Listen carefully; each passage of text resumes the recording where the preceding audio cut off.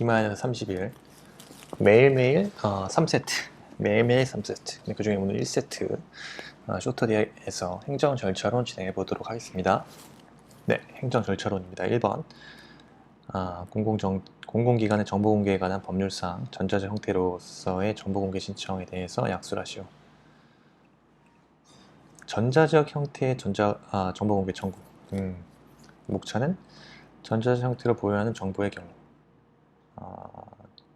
2번 이 전자적 형태를 보유하는 정보가 청구인이 구하는 대로 되어 있지 않은 경우. 3. 전자적 형태로 보유하지 않은 정보의 경우. 일단 우선 목차 이렇게 잡았으면 전자적 형태로 보유하는 정보의 경우에는 청구인이 그 전자적 형태로 공개해 줄 것을 요청하는 경우 요청에 따르면 돼요. 그러니까 청구인이 전자적 형태로 공개하여 줄 것을 요청했다. 그럼 특별한 사정이 없으면 그냥 청구인의 요청에 따르면 됩니다. 두 번째, 전자적 형태로 보유하는 정보가 청구인이 구하는 대로 되어 있지 않은 경우. 이 경우는 공공기관에 의해서 전자적 형태로 보유 관리한 정보가 정보공개 청구인이 구하는 대로 되어 있지 않은 경우라도 공공기관이 이런 경우에도 공공기관이 공개 청구 대상 정보를 보유 관리고 있는 것으로 보는 것이 판례 입장입니다. 따라서 청구인의 요청에 따르면 됩니다. 따라야 한다. 그렇죠? 전자적 형태로 보유하고 있지 않은 정보의 경우 근데 청구인이 전자적 형태로 공개해 줄 것을 요청한 경우에는 정상적인 업무 수행에 현저한 지장을 초래하거나 그 정보의 성질이 훼손될 우려가 없다면 그 정보를 전자적 형태로 변환해서 공개할 수 있습니다. 이렇게 세 가지로 나눠서 살펴보면 되겠죠. 2번 개인정보보호법상 개인정보 유출에 대한 통제. 개인정보 유출에 대한 통제에 대해서 약수를 하시오. 1번 통지, 2번 개인정보 처리자의 의무. 있으면 되겠죠?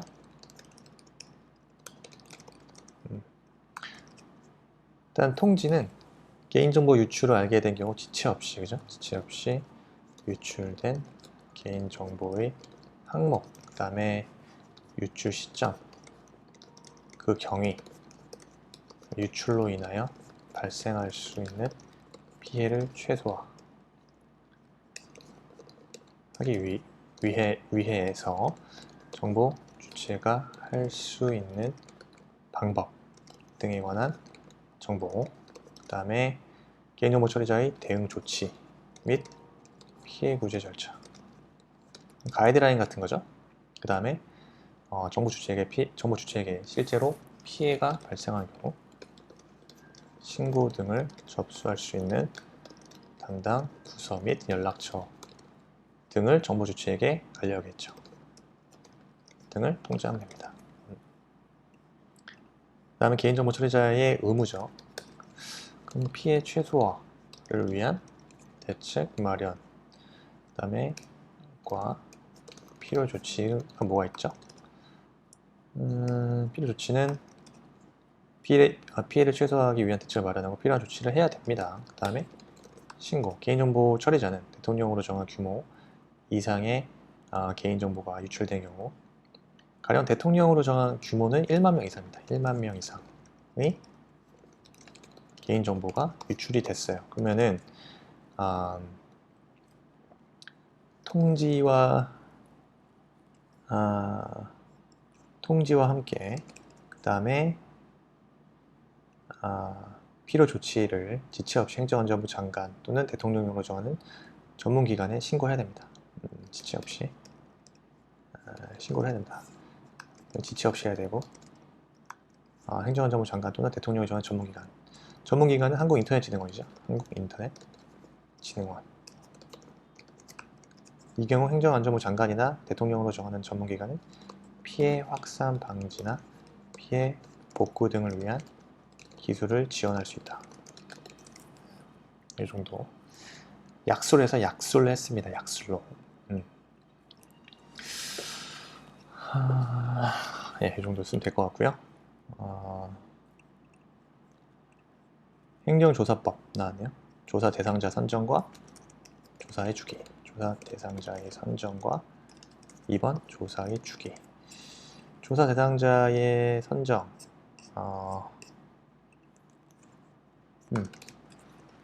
선정은 행정기관 장이 정하죠. 행정기관의 장은 행정조사의 목적이라든가 법령 준수의 실적, 그 다음에 자율적인 준수를 위한 노력, 규모, 업종 등을 고려하여 명백하고 객관적인 기준에 따라 행정조사의 대상을 선정해라. 조사 대상자는 조사 대상 선정 기준에 대한 알람을 행정기관의 장에게 신청할 수 있습니다. 그래서 이 항에 따라 열람 신청을 받은 때, 그죠? 다음 각호에 해당하는 어느 사항에 대해서 다음 각호에 어느 하나에 해당하는 경우를 제외하고 신청인이 조사 대상 선정 기준 열람할 수 있도록 한다. 신청인이 기본적으로 조사 대상 선정 기준을 열람할 수 있도록 해야 됩니다. 근데 제외사항이 있어요. 제외되는 것이 첫째, 행정기관이, 그죠? 당의 행정조사 업무를 수행할 수 없을 정도로 조사 활동에 지장을 초래하는 경우. 둘째, 내부 고발자 등 제3자에 대한 보호가 필요. 이때는 조사 대상자를 이런 경우는 제외하고요. 신청이 조사 대상 선정 기준 열람할 수 있어 하는데, 만약에 당의 행정조사 업무를 수행할 수 없을 정도로 조사 활동에 지장을 초래하거나 내부 고발자 등 제3자에 대한 보호가 필요할 때는 열람 제한이 되는 거죠. 조사 대상 선정 기준 열람이 제외가 됩니다. 그래서 이러한 행정조사 대상 선정 기준의 열람 방법이나 그 밖 행정조사에 대한 선정 기준에 대한 열람에 관한 필요한 사항은 대통령령으로 정하면 되고요. 조사의 주기죠. 조사의 주기는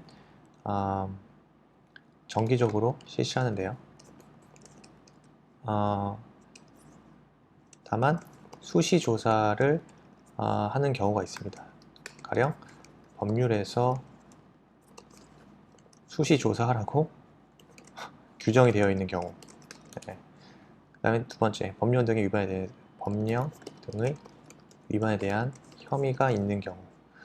세 번째, 다른 행정기관으로부터 법령 등 위반에 관한 혐의를 통보 또는 이첩받은 경우. 그때는 수시로 해야죠.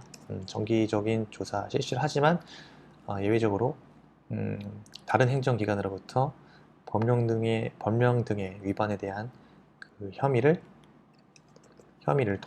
통보받거나 이첩받은 경우. 네 번째, 법령 등의 위반에 대한 그 신고를 받거나 민원이 접수된 경우.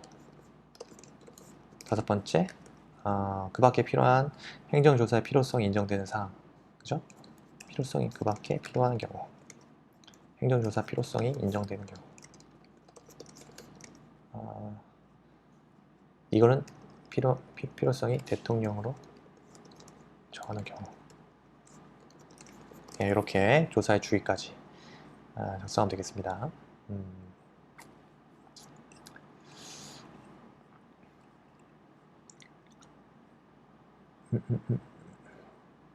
다음 볼까요?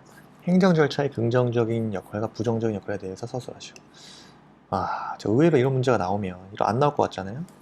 당황할 수도 있지만 되게 상식적인 선에서 다 쓰겠죠? 그 상식적인 선에서. 그래서 좀 정리하고 들어가면 그래도 기억이 나지 않을까요? 그래서 그냥 상식적으로 생각을 해볼게요. 행정 절차의 긍정적인 역할. 첫 번째, 인간 존엄성 존중이 되겠죠. 인간 존엄과 가치 존중이란 기능.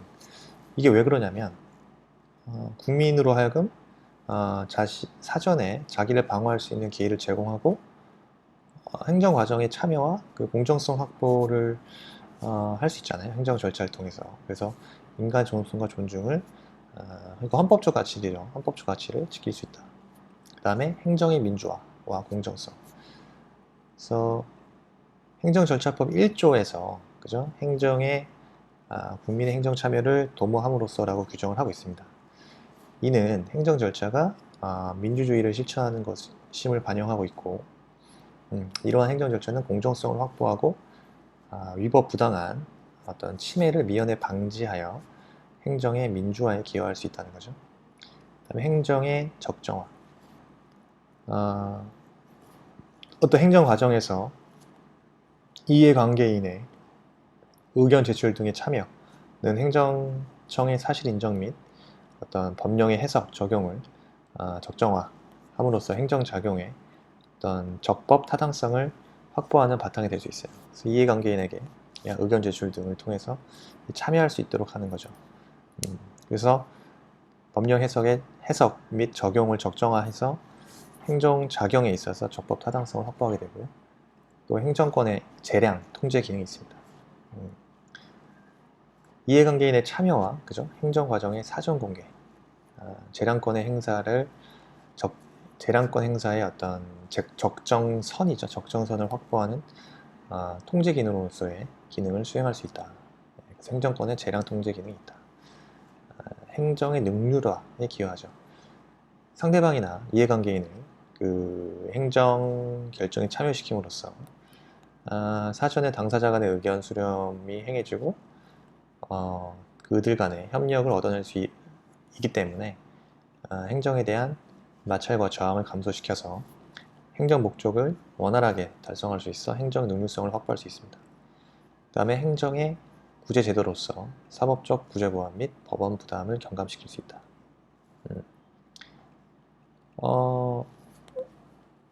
이제 사후 권리 구제에 있어서는 권리 침해가 이미 발생한 상태에서 구제를 도모하기 때문에 많은 시간, 노력, 경비 등이 소요됩니다. 또 재판은 재량 행위의 통제에는 미치지 않고요.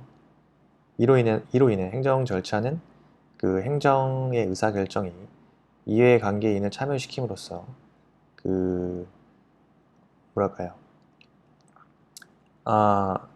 이해관계인을 의사결정에 참여시킴으로써 그 이해관계인의 권익 주장에 충분한 합의점이 도출된다면 그 행정작용의 위법 부당을 사전에 방지할 수 있다는 거죠. 그래서 행정 절차는 사법적 구제 제도의 보완과 또 법원의 업무 경감이라는 기능을 발휘할 수 있다는 거죠. 그 사전적 방어 기능을 할 수 있기 때문에 행정의 의사결정에서 이해관계인 등을 참여시킴으로써 그의 권익 주장에 충분한 합의점이 도출시킬 수 있기 때문에 그로 인한 행정제약의 위법 부당을 사전에 방지할 수 있다는 거죠. 따라서 사후 권리 구제로서의 그 사법적 구제 제도의 보완을 행정 절차가 그 기능을 발휘할 수 있다. 보완 기능으로서의 발휘할 수 있다는 거죠. 그리고 실질적 법치주의에 기여할 수 있다. 실질적 법치주의. 그 행정권의 남용을 방지하고 행정의 예측 가능성을 부여해서 투명한 행정을 확보함으로써 실질적으로 법치주의에 구현할 수 있다. 부정적인 건 뭐죠? 아무래도 절차가 행정을 하기 전에 지켜야 할 많은 절차들이 까다롭죠.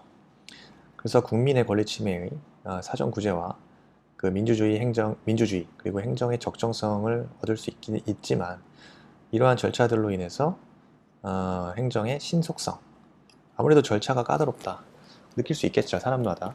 그러면은 행정의 신속성을 떨어뜨리는 요인이 되고 그로 인해서 행정을 복잡하게 만들 수도 있다. 그 정도 간단하게 짚고 넘어가면 되겠습니다. 또 주민등록법이죠. 주민등록 등록사항에 대한 정정 등의 처분과 처분의 이의신청과 주민등록표 제작성에 대하여 주민등록법상 규정을 서술하시오. 이것도 뭐 주민등록법 그냥 암기사항이죠. 조문을 그냥 막 갖다 박으면 되는 거잖아요. 그죠? 처분에 대한 이의신청. 일단 이의신청 볼게요. 이의신청 등. 조문을 그대로 긁어 오겠습니다. 자, 이의신청. 시장, 군수 또는 구청장으로부터 주민등록 또는 등록사항의 정정이나 말소 또는 거주 불명 등록의 처분을 받은 자가 처분에 대해서 이의가 있다면 그 처분일 또는 통지를 받거나 공고된 날로부터 30일 이내에 서면으로 해당 시장, 군수 또는 구청장에 이의를 신청할 수 있습니다. 시장, 군수, 구청장이 이에 따른 이의 신청을 받으면 신청을 받은 날로부터 또 10일 이내에 심사 결과하여 그 결과를 지체 없이 신청인에게 알리고 요구가 정당하다고 결정되면 주민등록표를 정정하여야 한다. 그리고 시장, 군수 또는 구청장이 이의 신청을 각하 기각하는 결정을 했을 경우 결과 통지서에 행정심판이나 행정소송을 제기할 수 있다는 취지를 적어 신청인에게 알려야 합니다. 다음에 주민등록표의 제작성. 자, 이것도 조문이니까 그대로 따오겠습니다. 자, 시장, 군수, 구청장은 다음 어느 하나에 해당하면 종전 주민등록에 관한 여러 신청서 등에 따라 주민등록표를 다시 작성하고 신고 의무자의 확인을 받아야 한다. 다만 주민등록에 관한 여러 신청서 등에 따라 다시 작성할 수 없으면 주민등록표를 다시 작성한다는 뜻을 신고 의무자에게 알리거나 공고하고 그 신고 의무자의 신고에 따라서 이를 작성하여야 하며 세대주 2인 경우 이제 세대주가 변경할 때에는 세대별 주민등록표에 하나에 작성한다. 따라서 1번 재해, 재난 등으로 주민등록표가 멸실되거나 손상되어 복구 불가능한 경우 그리고 세대주가 변경할 때 이때 주민등록표의 제작성이 인정된다는 거죠.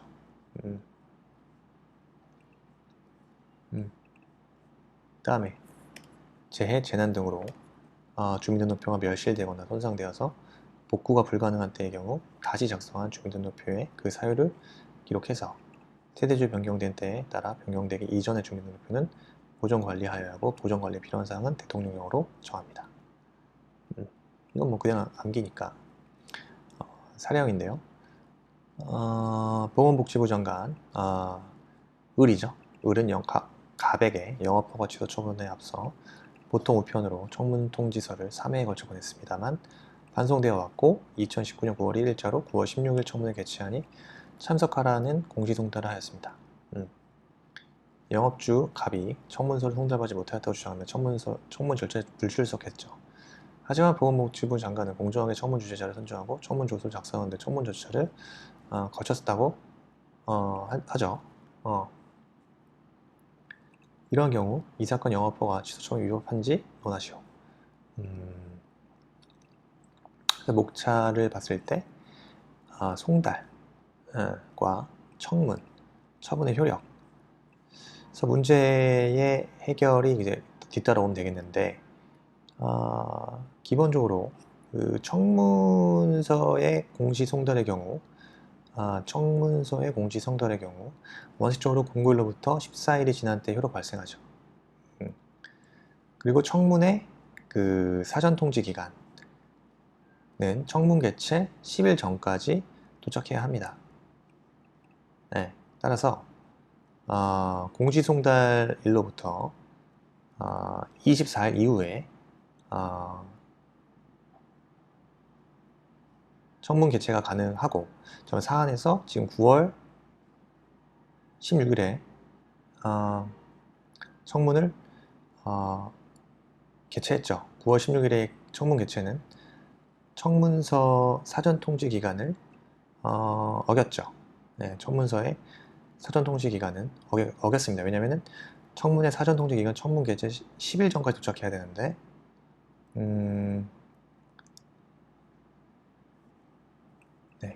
청문서의 사전통지기간을 어겼기 때문에 위법 파목에 되고 비록 청문 절차를 거쳤다고 하더라도 이 사건 영업허가 취소 처분은 위법하다고 보여집니다. 결론이 그렇습니다. 3회 고처분센터 반송되었고 9월 1일자로 9월 16일에 참석하는 공지서를 하였다.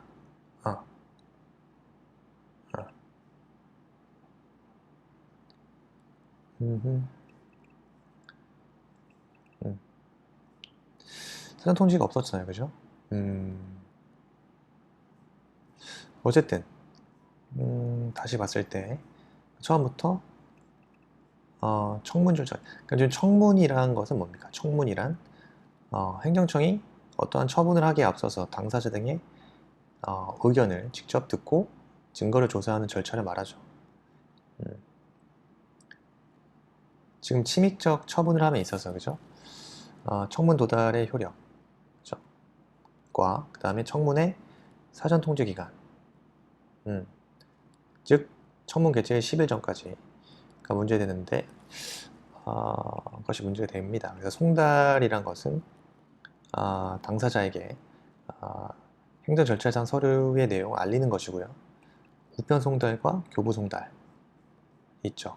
우편 송달을 입증하기 위해서는 등기 우편의 방법으로 의한다는 거고, 보통 우편에 의한 송달한 경우 도달이 추정되지는 않는다고 판례 입장입니다. 그래서 등기 우편을 보내라는 거고, 교부 송달 같은 경우는 그 교부에 의한 송달은 수령 확인서를 받고 문서를 교부함으로써 행하고, 송달하는 장소에서 만나지 못하는 때는 그 사무원 등 사리를 분별할 지능이 있는 자에 교부할 수 있다는 거고, 송달로 발생은 특별한 규정이 있는 경우 제외 송달 받을 자에게 도달하면 새로 발생합니다.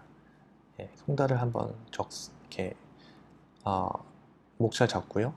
세 번째로 이제 청문에 관해서 적용 범위는 세 가지죠. 다른 법령 등에서 청문을 하도록 규정하고 있는 경우. 두 번째가 행정청이 필요하다고 인정하는 경우. 세 번째가 당사자의 신청이 있는 경우인데, 어떤 다음 세 가지 처분이 있을 경우에 의견 제출 기간 내에 당사자 신청이 있는 경우, 그 세 가지 처분은 인허가 등의 취소 처분, 신분 자격의 박탈, 그 다음에 법인이나 조합 등의 설립 허가 취소 처분 시 의견 제출 기간 내에 당사자 당이 신청이 있을 경우에 청문이 이루어집니다. 그렇지만 예외 사유가 있죠. 세 가지죠. 첫 번째가 그 공공의 안전 또는 복리를 위하여 긴급히 처분할 필요가 있는 경우. 청문의 예외 사유. 첫 번째, 공공의 안전 또는 복리를 위하여 긴급히, 이거 외워야 됩니다. 그대로 긴급히 처분을 할 필요가 있는 경우. 두 번째 뭐죠? 법령 등에서 반드시 일정한 처분을 하여야 하는 경우에 그 사실이 법원의 재판 등으로 객관적으로 증명된 때 청문이 예외할 수 있고요. 세 번째, 처분의 성질상, 그죠? 의견 청취가 현저히 곤란하거나 명백히 불필요하다고 인정될 만한 상당한 이유가 있는 경우와, 그죠? 당사자가 의견 진술 기회를 포기한다는 뜻을 명백히 표시한 경우 의견 청취를 아니할 수 있습니다. 어쨌고 예외 사유가 그렇고요. 청문 절차는 청문 주재자가 행정청이 소속 또는 대통령으로 정한 자격을 가진 사람 중에서 선정하는 사람이 주재하고요. 청문 주재자의 선정이 공정하게 이루어지도록 합니다. 청문 주재자를 행정청이 선정을 하고 청문이 시작되는 날로부터 7일 전까지 청문 주재자에게 청문과 관련된 필요한 자료를 미리 통지하고요. 당사자에게는 10일 전까지 알리면 됩니다. 그래서 의견을 또 반영할 수 있다. 행정청은 처분을 함에 있어서 청문 조서, 청문 주재자의 의견서 그 밖에 관계 서류 등을 충분히 검토하고 상당히 이유가 있다고 인정하는 경우 청문 결과를 반영해야겠죠. 그 처분의 효력은 학설상 그 소극설 입장 이거죠. 절차상 하자를 이유로 취소할 수 없고 내용상 하자가 있어야 취소할 수 있다는 견해. 적극설은 절차상 하자만 이유로 취소할 수 있다는 견해. 절충설은 기속행위의 경우 절차의 하자로 취소할 수 없고 재량행위에 있어서는 행정청은 기본 처분과 다른 처분을 할 수도 있으므로 절차상 하자로 취소할 수 있다는 견해. 그렇지만 판례는 뭡니까? 재량행위뿐만 아니라 기속행위에 있어서도 취소할 수 있는 적극설을 취하고 있죠. 그래서 절차적 요건을 갖추지 못한 공정거래위원회의 시정조치나 과징금 납부 명령 같은 경우 설령 실체법적 사유를 갖추고 있더라도 위법하여 취소를 면할 수 없다. 왜? 절차 요건을 갖추지 못했기 때문에. 현행 행정소송법이 그 절차의 위법을 이유로 한 취소 판결을 인정하고 있죠. 절차의 위법을 이유로 한 취소 판결을 현행 행정소송법이 인정하고 있으므로 절차 중시 행정을 유도하는 것이 타당하기 때문에 적극설 검토하기 타분하다. 독자적 위법성으로 가자. 그래서 지금 문제 해결로 가야죠. 문제 해결. 자, 문제 해결. 실질적으로 청문서 공시 송달의 경우 원칙적으로 공고일로부터 14일이 지날 때 효력이 발생한다 그랬잖아요. 그죠? 공고일로부터 14일이 지날 때 효력이 발생한다. 그래서 사전 통지 기간은 청문 개최 10일 전까지 도착해야 한다. 따라서 공시 송달일로부터 24일 이후에 청문 개최가 가능하므로 사안의 9월 16일 청문 개최는 청문서의 사전 통지 기간을 어겼죠. 왜냐하면 이미 24일이 아직 안 지났기 때문에. 그죠? 왜? 공고일로부터 14일 지난 때 효력이 발생하는데 청문서의 공시 송달의 경우, 그리고 사전 통지 기간은 청문 개최 10일 전까지 도착해야 되는데 9월 사실상 공시 송달일로부터 24일 이후에야 청문 개최가 가능한데 사안의 9월 16일은 9월 1일부터 24일이 지나기 전입니다. 그렇기 때문에 청문 개최는 청문서 사전 통지 기간을 어겼고 이는 위법하고, 비록 청문 절차를 거쳤다 하더라도 이 사건 영업허가 취소 처분은 절차적 하자가 있기 때문에 위법하다고 보여집니다.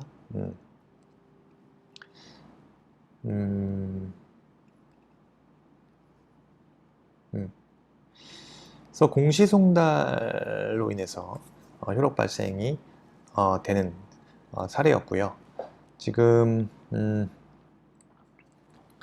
만약에 당사자에게 그 청문 통지서를 송달했어요. 근데 주소 불명으로 반송이 된 경우, 이런 경우에는 그죠? 행정청은 최초 발송하고, 예를 들어 이렇게 볼게요. 지금 공시송달 효력 발생의 문제에 대해서 정리를 할 필요가 있을 것 같은데, 우선 당사자에게 청문 통지서를 송달하였으나 주소 불명 등으로 반송이 됐다. 이런 케이스에서, 그죠? 자, 행정청은 주소 불명 등이 반송된 행정청은 최초 발송했고, 그 다음에 주소 불명 반송이 됐고, 공시 송달이 이루어지고, 공시 송달의 효력 발생이 생겼을 때 청문, 그 다음에 처분의 과정, 이런 과정인데요. 그래서 반송에 걸리는 시간, 따라서 반송에 걸리는 시간, 그다음에 공시 송달 후 효력 발생까지의 기간, 요게 14일, 그 다음에 효력 발생일부터 청문 개최일까지의 기간, 여기서부터 여기까지가 10일이죠. 10일을 고려하면 최초 청문 통지서 발송 이때 보죠. 최초 청문 통지서 발송일로부터 24일 플러스 반송에 걸리는 시간 이후에 청문회 개최가 가능하다. 요거거든요. 요거를 이해하시면 돼요. 이게 맨날 케이스 나오잖아요. 그죠? 맨날 케이스 나오기 때문에 다시 정리하자면, 당사자에게 청문통지서를 송달했으나 주소 불명으로 반송된 경우에 그 프로세스는 다음과 같습니다. 행정청은 최초로 발송을 했고, 근데 주소 불명 등으로 반송이 됐어. 다시 공시송달을 보냈고, 공시송달의 효력이 발생이 돼서 청문 절차를 거쳐 그 처분의 과정을 거치게 되는데, 반송이 걸리는 시간과, 그죠? 공시송달 후 효력 발생 시간까지, 공시송달 후 공시송달 효력 발생까지 14일, 효력 발생부터 청문 개최까지의 기간은 10일. 최초 그 청문 통지서의 발송일로부터, 그죠? 24일 플러스 반송에 걸리는 시간, 요기 걸리는 시간, 뭐 3일에서 5일 걸리겠죠? 이후에나 청문 개최 가능하다. 이런 사안이 하나 있고요. 당사자에게 송달이 불가능한 경우, 이때 행정청은 행정청에 이제 공시송달이 있겠죠? 당사자에게 송달이 불가능한 경우, 근데 공시송달의 효력 발생, 그 다음에 청문 절차가 이루어지고 처분의 과정이 거치게 되는데, 적어도 당사자에게 송달이 불가능한 경우는 공시송달일로부터 24일, 그죠? 이후에 청문 개최가 가능할 겁니다. 왜냐면 이제 여기서는 반송된 건 없기 때문에 그냥 공시송달일로부터 그 공시송달일로부터 효력 발생일까지의 14일, 공시송달일부터 효력 발생일까지의 14일, 그 다음에 공시송달 효력 발생일로부터 청문일까지 10일, 총 24일 이후에 청문 개최가 가능하다. 네. 이 두 가지 사안 기억하고 있어야 사례에 적용할 수가 있겠죠. 네. 꼭 기억하세요. 네, 이거 해설에 잘 달아놨습니다. 다음 볼까요? 이것도 사례 문제인데요. 중소기업을 운영하는 갑은 농림사업을 진행하는 과정에서 환경오염을 일으킬 수 있는 폐기시설 설치를 위한 처분을 신청하기 위해서 정부 조직을 살펴보던 중에 관련 처분에 관한 처분 기준이 모호할 뿐만 아니라 일부는 처분 기준이 공표되지 않은 것을 발견했다. 또한 해당 처분에 관한 관할이 환경부 소속 행정기관인지 농림축산식품부 소속 행정기관인지 명확한 기준도 없다. 1번 관할 문제 되겠죠. 관할에 대해 서술하고 행정청과 협조와 응원이 필요한 경우, 네.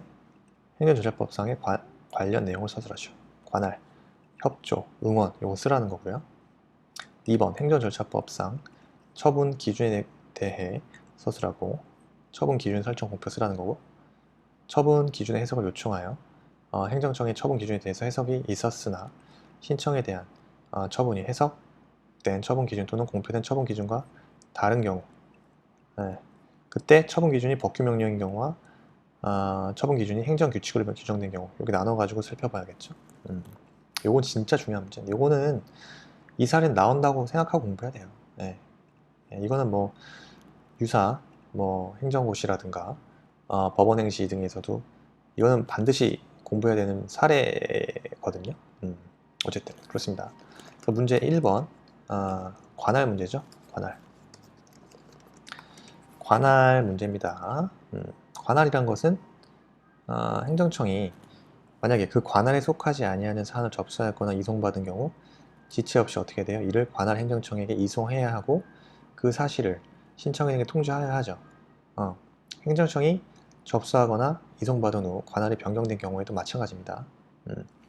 그래서 행정청의 관할이 분명하지 아니한 경우 해당 행정청은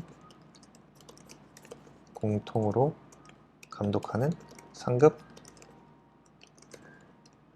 행정청이 그 관할을 결정합니다. 공통으로 감독하는 상급 행정청이 없는 경우 각 상급 행정청의 협의하에 그 관할을 결정합니다. 그래서 행정청 간의 협조.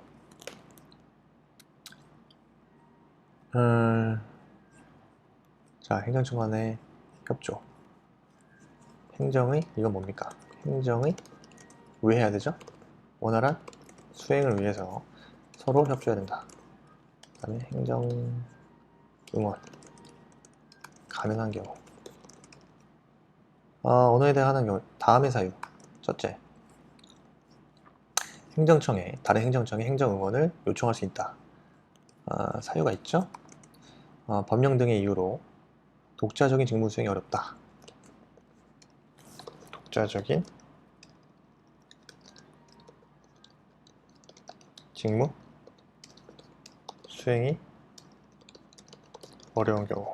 둘째, 인원 장비 부족 등으로 사실상 이유로 인원 장비 등 사실상의 이유로 독자적 직무 수행이 어렵다. 법령 등의 이유로.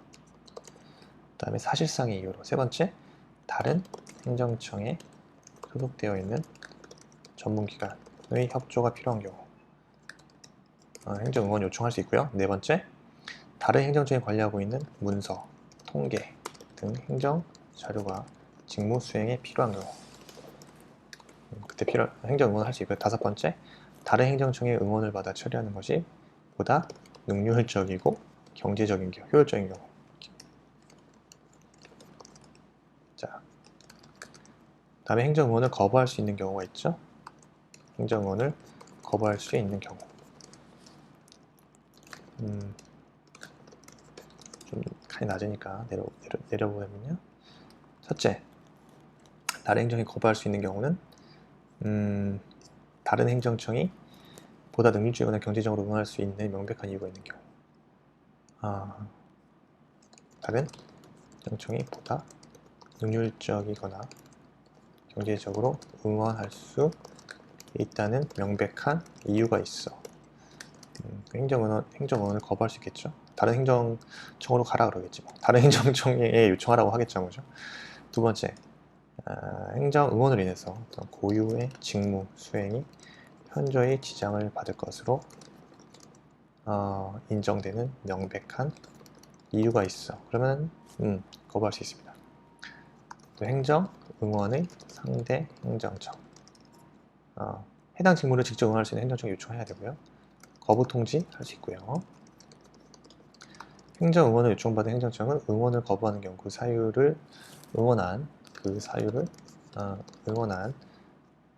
응원을 요청한 행정청에 통지해야겠죠. 파견 직원의 지휘, 감독 및 비용 부담은 파견된 직원은 응원을 요청한 그죠? 행정청의 지휘 감독을 받게 되겠죠. 그죠? 다만 해당 직원의 복무에 관하여 다른 법령에 특별한 규정이 있는 경우는 그에 따르겠죠. 일단 응원을 요청한 행정청의 지휘 감독을 받고요. 행정 응원에 드는 비용은 상시적으로 그죠?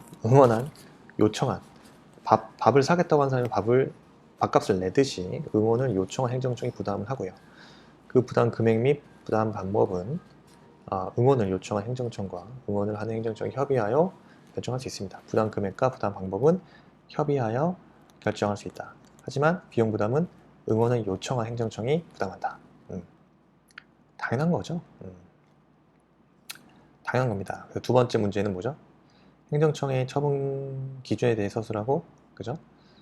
처분 기준의 설정 공표와 목차를 그대로 따고 있습니다. 해석 설명의 요청, 그 다음에 설정 공표된 처분 기준과 다른 행정청의 처분의 효력이 어떤가. 그래서 목차를 봤고요. 처분 설정 공표의 원칙은요. 행정청은 필요한 처분 기준을 해당 처분의 성질에 비추어 되도록 구체적으로 정하여 공표해야 한다는 거죠. 되도록 구체적으로 정하여 공표해야 한다. 처분 기준을 변경하는 경우에도 마찬가지고요. 재량과 관련해서는 관련한 의미를 갖게 됩니다. 원칙을요. 최대한 해당 처분의 성질에 비추어 되도록 구체적으로 정하여 공표한다는 거고, 해석 설명의 대상 처분, 신청에 의한 처분과 신청에 의한 처분과 직권에 의한 처분도 포함됩니다. 설정, 그 다음에 공표하지 않을 수 있는 경우가 있는 이 경우는 그 해당 행정청은 처분 기준을 공표하는 것이 그죠? 해당 처분의 성질상 현저히 곤란하거나 공공의 안전 또는 공리를 현저히 해치는 것으로서 인정될 만한 상당한 이유가 있는 경우, 그죠? 처분 기준을 공표하지 아니할 수 있다. 공표하지 아니할 수 있습니다. 처분 기준을 공표하지 아니할 수 있다.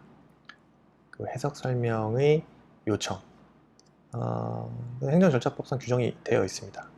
그 뭐라고 규정되어 있냐면 행정절차법상 당사자 등은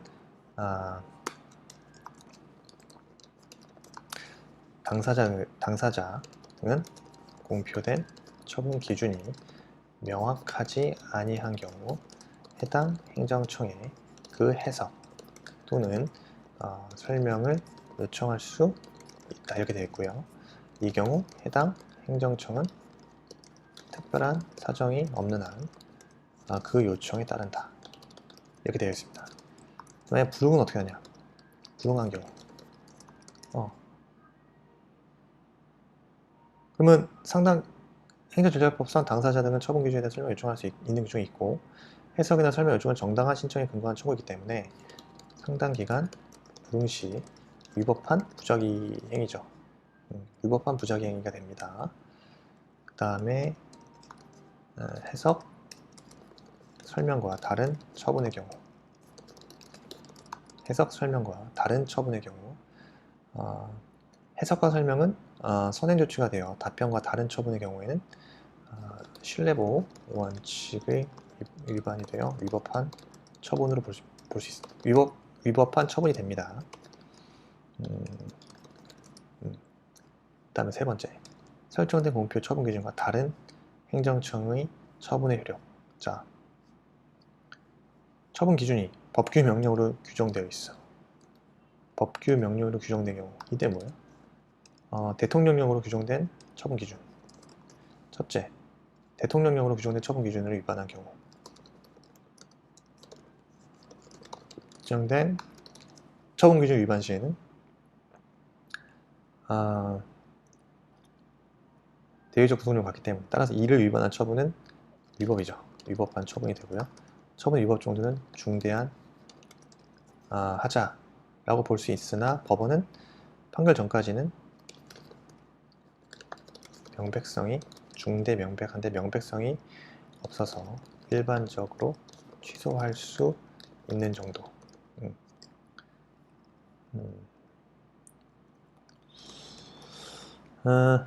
총리령, 그죠? 총리령, 그 다음에 구령으로 규정한 처분 기준. 처분 기준을 위반한 경우. 이때는 헌법의 기준, 총리령 불령도 헌법에서 규정하고 있는 법규범으로서 이에 규정된 처분 기준도 대외적 구속력을 갖습니다. 대통령과 마찬가지예요, 그죠?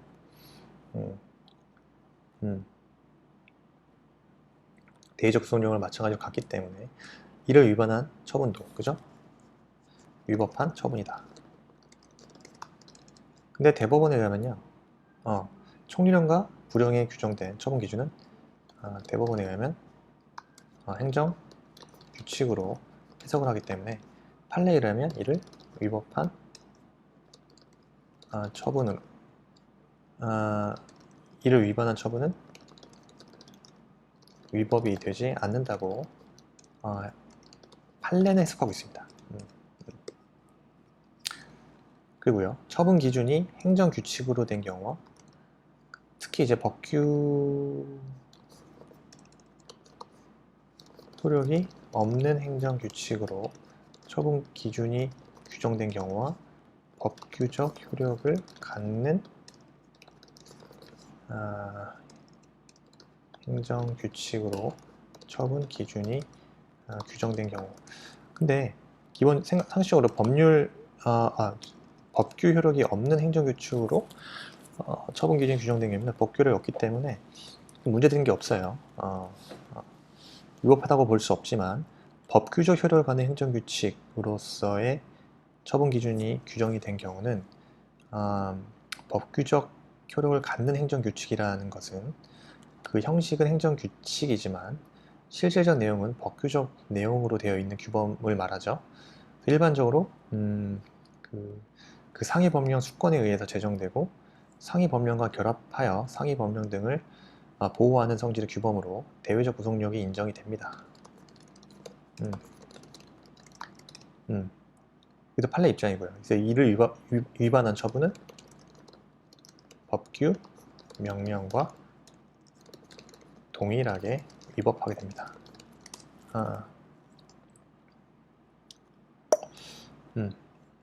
법규, 명령과 동일하게 위법하게 됩니다. 첫 번째 경우죠. 자, 그리고 세 번째, 자기 구속의 원칙에 위반되는 경우. 처분 기준이 정한 바에 따라 되풀이 시행되어 행정 관행이 이루어지게 되면 그 평등의 원칙이나 그 신뢰보호 원칙에 따라서 행정기관은 그 상대방의 관계에서 그 규칙에 따라야 할 자기 구속력을 받게 되는데, 이러한 경우 특별한 사정이 없는 한 처분 기준을 위반하는 처분은 평등의 원칙이나 신뢰 보호의 원칙에 위배되기 때문에 재량권을 일탈하거나 남용한 위법한 처분으로 된다. 네, 이렇게 보면 되겠죠. 자기구속 원칙을 위반한 경우도 마찬가지로 위법한 처분으로 볼 수 있습니다. 이것은 평등의 원칙이나 신뢰보호 원칙 위반하기 때문에 재량권을 일탈 남용한 위법한 처분으로 보는 거죠. 로직이 약간 다르네요. 그죠? 요거는 무조건 나온다고 생각하시고 그냥 지금 제가 작성한 정도를 계속 반복해서 쓰셔야 될 것 같습니다. 특히 2번 문제 처분 기준 설정 공표, 해석 설명의 요청,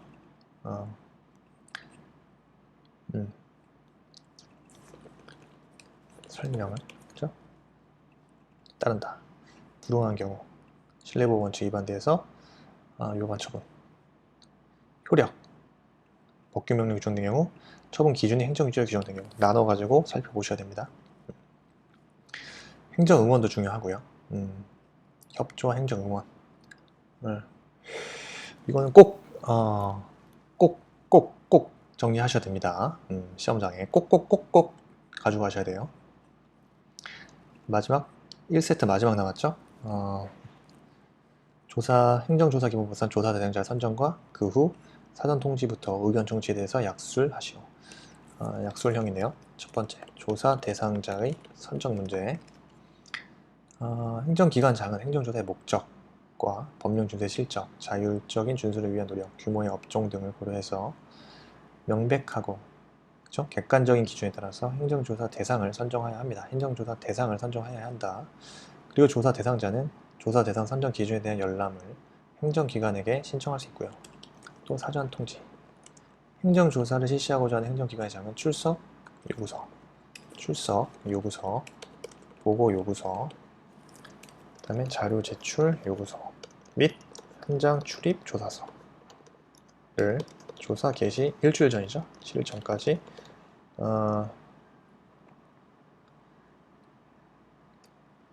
7일 전까지 대상자에게 서면으로 통지해야 한다. 행정조사법에 의해서 구두 통지 가능한 경우는 제외로 하겠죠. 어찌된 서면 통지가 원칙이고요.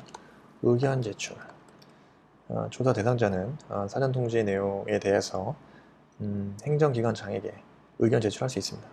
그래서 행정기관의 장은 조사 대상자가 제출한 의견이 상당한 이유가 있다고 인정이 되면 이를 행정조사에 반영시켜야 된다.